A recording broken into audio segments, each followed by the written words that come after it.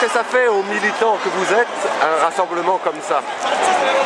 Bon, disons que je suis d'abord très heureux parce que la France se dévoile enfin au dernier des citoyens. Puisque nous savons par expérience que l'indépendance politique des pays africains est une indépendance qui a été tronquée et que c'est la France qui, selon ses propres intérêts, choisit depuis l'Élysée ici les chefs d'État africains qu'ils appellent d'ailleurs des gouverneurs.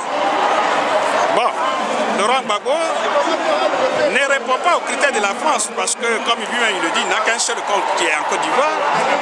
Laurent Gbagbo est là pour développer la Côte d'Ivoire véritablement, mais au-delà de la Côte d'Ivoire, Laurent Gbagbo veut effectivement le développement des Africains, par les Africains eux-mêmes. La Côte d'Ivoire est un pays ouvert à tous les pays du monde. Je crois que c'est l'élément même fondamental qui dérange la France. Et aujourd'hui, ce qui se passe, je crois que beaucoup l'ont dit, mais il faut quand même le répéter.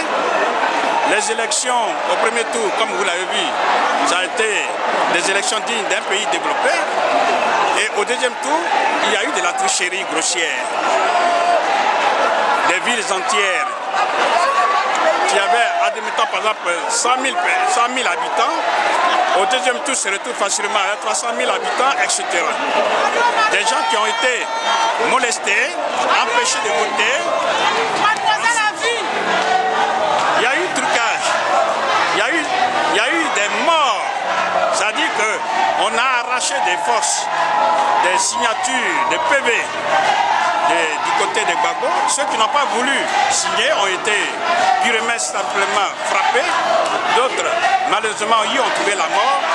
En un mot, les élections ont été truquées. Bien.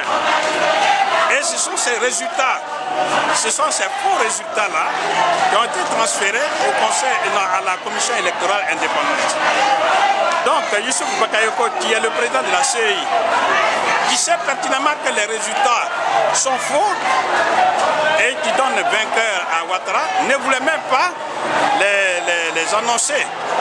Et comme c'est par consensus que les membres de la CEI consolident, approuvent les résultats, bon, ils ne sont pas arrivés à un accord et ils sont passés hors délai. Ils ont transféré donc tous ces dossiers au Conseil constitutionnel. Et à la grande surprise de tout le monde... Et quand vous dites qu'ils ne sont pas parvenus à un accord, ça veut dire que la tricherie avérée au nord posait problème? Oui, puisque ceux qui sont majoritaires à la CEI, ce sont les gens de Ouattara. Donc ils ne voulaient pas accepter, déclarer leur propre défaite.